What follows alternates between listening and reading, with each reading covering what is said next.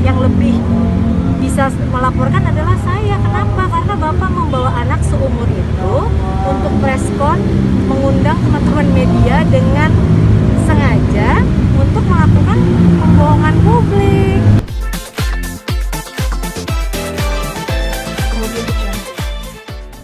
Pun dikit dong pun.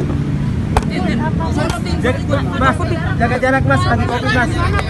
Jaga jarak ya. Jaga jarak ya, jaga jarak ya. Jaga jarak. Lagi covid sayang, kerumunan nanti kita loh. Apa? Bunda soal Putra nih bun. Soal siapa soal? Jangan deket-deket mas. Jaga jarak mas. Mas, jaga jarak ya. Jaga jarak, minta tolong jaga jarak ya. Iya. Kenapa Mbak? Kenapa? Iya soal Putra gimana nih bun? Katanya dia udah nggak pesantren lagi nih pun. Terus nggak ada kejelasan dari kita. Kenapa pun pada akhirnya dialihkan ke yang lain? Ya menurut kalian aja gimana? Mungkin nggak aku bisa melakukan hal begitu kalau nggak ada sebabnya, ya. Jadi kita sekarang tadi saya dikasih lihat artikel-artikel lumayan kaget juga, lumayan shock. Bapak siapa tadi yang dari LBH? yang mengaku temannya Putra dari tahun 2000 Sekitar 2 tahun yang lalu. 2018 ya intinya lebih dulu daripada saya. Tapi selama ini saya nggak pernah melihat keberadaan beliau, maksudnya saya nggak pernah kenal. Tiba-tiba bikin statement Ashanti menelantarkan anak dan melakukan pembohongan publik.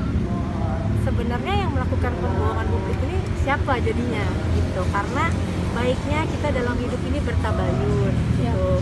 Coba sebelum Bapak itu apa sih niatnya sampai preskon mau laporin saya ke KPAI yang lebih saya maksudnya yang lebih bisa melaporkan adalah saya. Kenapa? Karena Bapak membawa anak seumur itu untuk preskon, mengundang teman-teman media dengan sengaja untuk melakukan pembohongan publik gitu. Kalau saya yang melakukan pembohongan publik, pembohongan yang mana? Satu, yang mau keluar dari pesantren itu siapa? Coba. Alhamdulillah, baik voice note, baik WhatsApp maupun video, kita semua masih lengkap. Kenapa saya nggak pernah share tentang apa yang terjadi dengan saya dan Putra? Karena saya terlalu sayang, terlalu kasihan sama anak ini. Kalau sampai saya ceritakan dan keluarkan apa yang sebenarnya terjadi, satu Indonesia akan bully dia. Itu tidak baik untuk anak seumur dia. Makanya saya tidak pernah mengeluarkan statement apapun. Karena saya menjaga dia supaya ke depan mudah-mudahan ada orang lain yang bisa membantu dia. Mungkin memang jalannya bukan sama saya. Kenapa saya sampai begitu? Pasti ada sebabnya. Yang minta keluar dari awal masuk pesantren sampai terakhir keluar pesantren, yang minta keluar siapa? Berkali-kali dia minta keluar, kita alamin, kita tahan. Dari awal masuk pesantren sakitnya udah A sampai Z. Alhamdulillah punya pesantren yang luar biasa. Dan asal tahu ya, pesantren ini awalnya tidak menerima Putra karena Putra di umurnya yang sudah harusnya SMP masih belum bisa membaca. Tapi karena saya memohon dan mereka mau tahu bahwa saya ini hanya niat sosial untuk Putra, karena pada saat saya bertemu dengan Putra di 2019 awal, saya tidak melihat ada bapak yang katanya sudah melakukan banyak hal buat beliau yang memang lebih butuh kan gitu. Karena saya melihat kondisi dia yang begitu memprihatinkan, saya punya niat baik untuk menolong. Kenapa sekarang saya yang jadi korban gitu? Jadi bapak kalau nggak tahu apa-apa, yang melakukan pembohongan publik, menuduh secara, bapak bisa datang. Dia teman-teman tahu kan, aku suka posting aku di dunia nih, tiba-tiba datang. Hidup aku sekarang cuma kantor di sini sama di rumah. Kalau memang nggak bisa bilangnya akses saya, datang dong. Pernah sekali WA asisten saya cuma kenapa punya putra harus dari awal lagi, nggak kita bisa lanjutin. Sekarang begini, anak ini yang minta keluar berkali-kali, sampai berkali-kali kita alemin, akhirnya kita juga punya batas kesabaran. Kenapa terakhir saya ikhlaskan? Karena dia bilang saya selama ini hanya menjadikan dia konten. Kalau saya jadikan konten, saya suruh tinggal di rumah.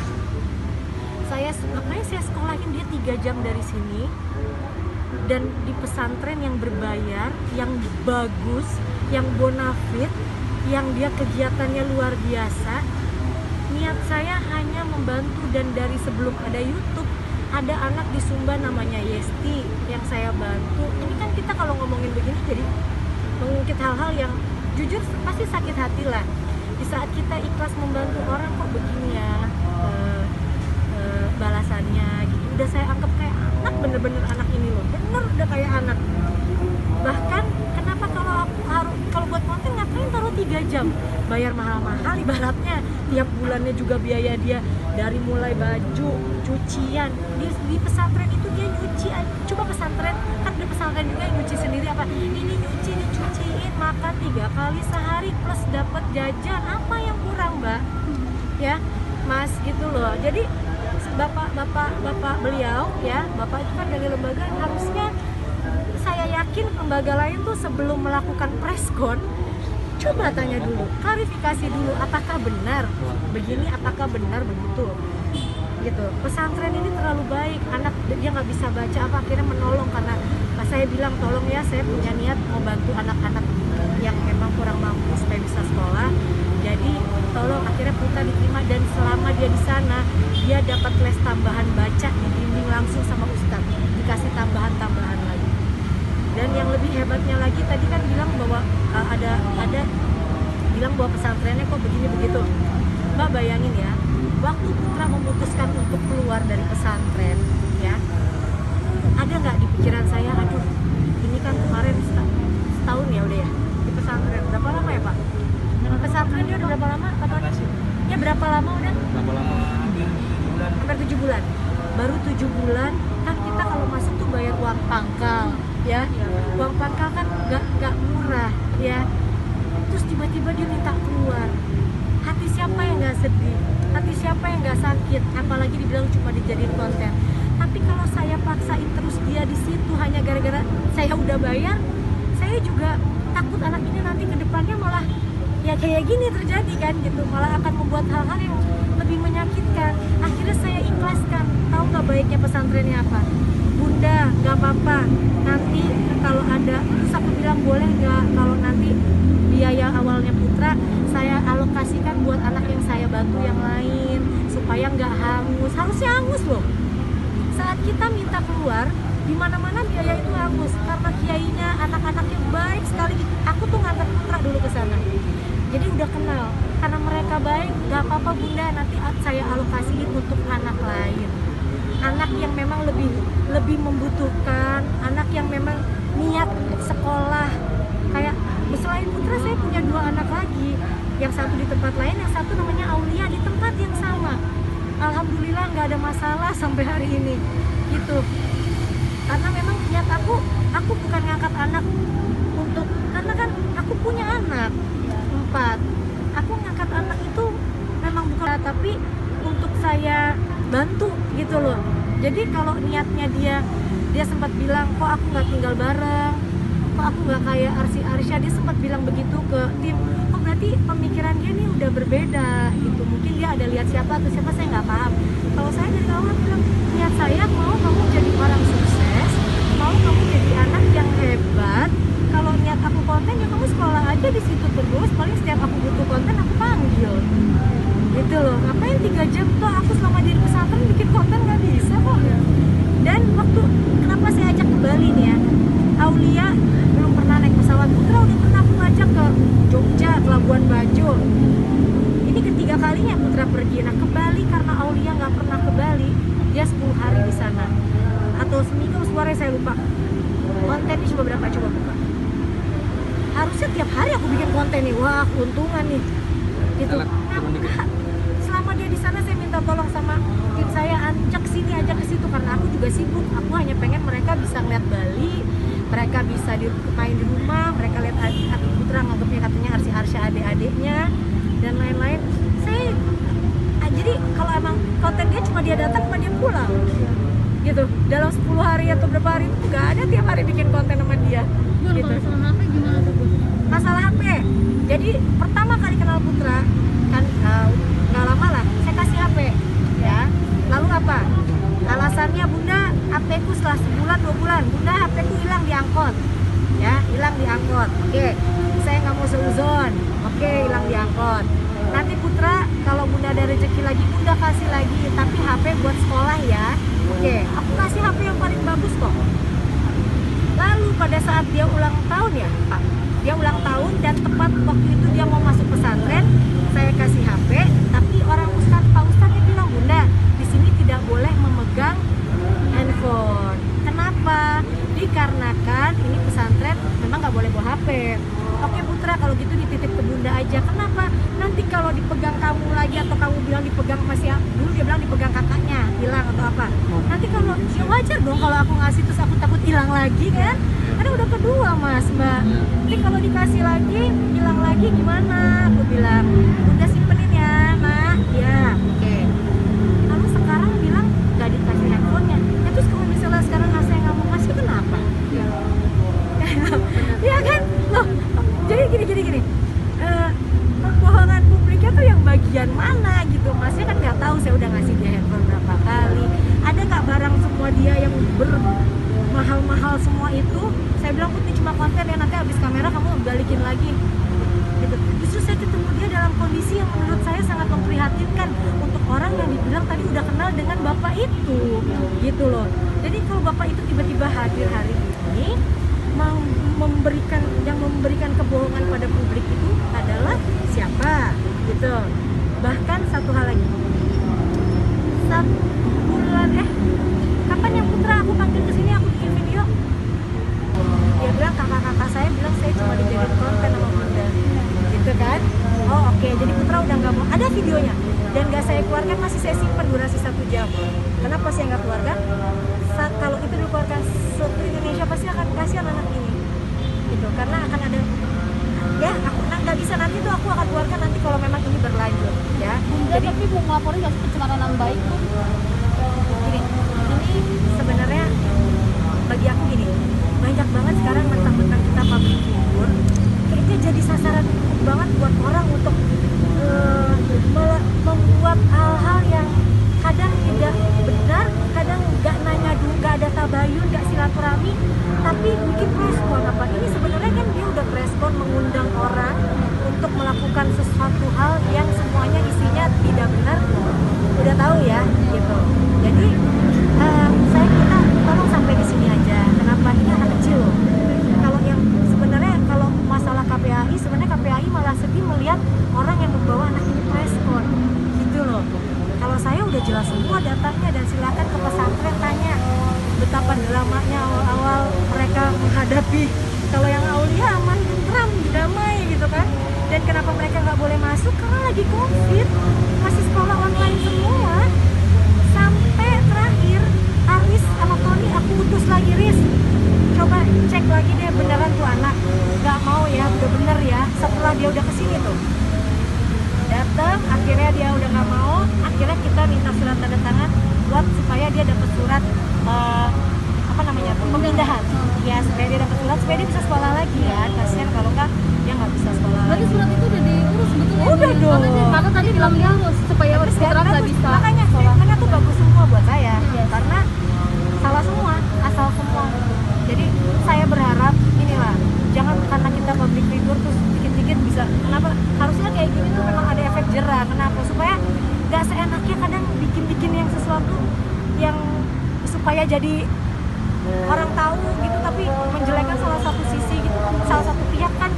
Ini kalian kalau saya nggak klarifikasi nih, maksudnya ya aku tadinya sih nggak mau klarifikasi sebenarnya, aku mau langsung aja misalnya, wah ini kalau udah keterlaluan ya udah kita mungkin ke jalur yang lebih ini ya gitu.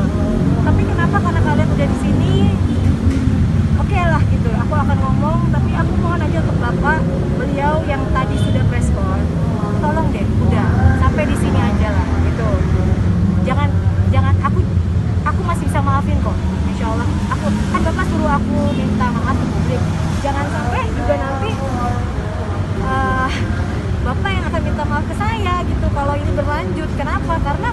yang bapak katakan ya pembohongan publik, ya nggak semua, mungkin beberapa hal ya gitu. Jadi tolong sampai di sini aja.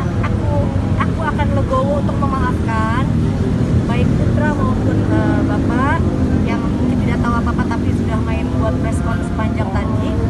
Tapi tolong udahlah ya gitu. Ini anak orang, biar dia juga bisa punya masa depan. Siapa tahu ada orang lain yang setulus saya untuk mau membantu dia nanti gitu. Karena saya sedih jujur melihat dia kok bisa jadi begini anak ini gitu. Padahal tadinya kayaknya anak ini yang begini. Makanya saya sampai punya niat mau banyak banget loh yang pengen jadi di posisi dia gitu loh. Jadi saya sih sedih aja gitu, sedih dan merasa pasti ada, ya kita nggak pernah tahu ya, tapi mungkin memang ini adalah kan kita hidup pasti ada ujian. Jadi mudah-mudahan lah nanti ke depan putra ditolong dengan bapak ini yang tadi udah preskon, mudah-mudahan bisa terbantu seperti kita membantu dia gitu. Tapi kata dia hubungan gak sih sama Putra? Akan udah sampai sini aja nggak hubungannya dengan Sampai sini aja, ya. Jadi bukan menelantarkan. Kenapa sampai sini aja? Karena berkali-kali kita sudah jangan keluar, jangan kabur, jangan sakit, jangan pura-pura sakit. Jadi dia kalau bilang pura-pura sakit dia ngakuin dan dia ketawa. Jangan bahas itu Bun, katanya tadi Bunda suka bilang dia bohong soal sakit, tapi benar Bun? loh, yang bilang bukan saya. Kan dia di mana sekolahnya? Katanya waktu itu pernah sakit, terus saya bilang kalau dia bohong, Putra jangan bohong lagi ya gitu ya. Loh, sekarang gini Mbak, dia dari awal masuk ya sampai berapa bulan, karena dia ini kenapa gini. Jadi saya pernah ke kampungnya dia di mana? Indramayu. Jadi ternyata dia tuh udah 2 orang yang masuk di pesantren dan kabur. Ya. 2 kali masuk pesantren, 1 apa 2 kali lah gitu. Tidak kata keluarga besarnya, dan keluarga besarnya tuh baik-baik banget di Indramayu. Pasti ngeliat putra begini mereka akan kecewa, ya. Masuk pesantren 2 kali katanya kabur Bunda. Saya cuma takut nanti kalau Bunda masukin dia pesantren lagi, dia kabur lagi. Makanya aku bilang, Bun, kalau sampai kamu Bunda masukin pesantren kabur, Bunda udah nggak mau lagi, ya. Karena Bunda pengen kamu jadi orang yang sukses. Kalau kamu kabur berarti kamu memang nggak mau diurusin sama Bunda. Wajar dong ngomong begitu kan, kayaknya wajar lah ya. Gitu. Bunda, berarti si Putra ini alasannya apa sih nggak mau sekolah lagi? Kata dia bilang karena ada kakak-kakak yang bilang dia cuma dijadiin konten. Kedua, ada kakak-kakak yang bilang mau nyekolahin dia yang deket aja, karena ya mungkin dia kan anak biasa di jalan, biasa di jalan jualan cilok dan lain-lain. Tiba-tiba di pesantren aturan nggak boleh HP, dan hidupnya dia kan main game setiap hari seharian. Di sana kan dia harus sholat, bangun subuh apa, mungkin dia nggak betah lah gitu. Jadi Oke. Itulah. Bunda, Aurel mau menikah di GBK, bener Bunda? kenapa Mbak? Pesannya terakhir buat si Putra atau harapan Bunda? Buat putra Iya. bingung udahlah gitu, udahlah ya, maksudnya kita apa ya, kita udah baik-baik lah, sebaik-baik aja. Memang kan Bunda sampai sini aja, mungkin Allah memberikan jalan kita untuk bersama, mungkin ada jalan lain yang lebih baik buat putra.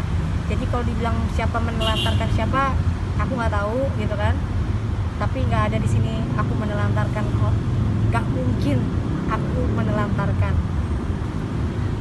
orang, anak ya, apalagi anak yatim ya gitu. Kayaknya nggak sejahat itulah saya gitu ya. Atau pembohongan publik gara-gara HP gitu. Terus maksud saya gini, preskon itu buat apa sih gitu ya? Kalau kan tadi dia bilang bukan itunya yang penting, saya bisa sekolah kan, ya sekolahin aja gitu, sekolahin dong, alhamdulillah gitu kan. Terus bukan masalah HP-nya, ya ngapain HP-nya dibahas, HP-nya mah gak mau saya kasih lagi. Terus kenapa ya kan, udah kan HP-nya udah dikasih dulu hilang, terus sekarang dia mau kasih HP saya nggak mau kasih, terus kenapa gitu, ya udah gitu kan ya. Jadi Mbak, jadi maksud aku ini kan sedih lah ngeliat berita-berita tuh. Aku tuh bukan lebih sedih ke preskonnya mereka, lebih sedihnya ke beritanya. Saya takut berita ini kan akan dibaca oleh anak-anak saya gitu loh. Sampai Arsi tadi nanya, Bunda kenapa kok aku sedih gitu, kenapa Bunda bunda nangisin Kak Putra. Akhirnya aku harus ngomong karena sampai hari ini bunda sih kangen Kak Putra, Kak Lia, semua Kak Yesti apa semua disebut-sebut sama dia. Jadi aku tadi bilang Arsi Kak Putra begini Arsi udah gede gini. Jadi Arsi jangan nanya Kak Putra lagi karena bunda udah nggak tahu gitu. Jadi tadi dia kan ini akan dibaca anak saya loh. Asanti menelantarkan anak, kebohongan publik ini akan dibaca loh gitu. Tolonglah teman-teman media kok janganlah jangan demi judul kalian ngasih sesuatu yang nggak benar gitu. Jangan maksudnya jangan setega gitu karena ini kan kalian kita semua punya anak juga gitu. Gimana sih kalau anak-anak saya nanti gede terus baca kayak hal-hal maksudnya itu kan di googling gampang banget gitu. Jadi tolong lebih inilah gitu karena apa ya maksudnya dengerin juga dari kita juga gitu karena ya nggak akan kita melakukan hal-hal itu. Jadi ya untuk bapak tadi tolong stop lah udah di sini gitu. Jangan kita perpanjang. Nanti kalau kita perpanjang janganlah udah gitu ya. Bunda, Aurel nikah di Amerika katanya udah cerita sama dokter Tirta. Persiapannya berapa lama? Gimana Bunda? Makasih ya Nah, Bunda gimana? Makasih ya semua. Makasih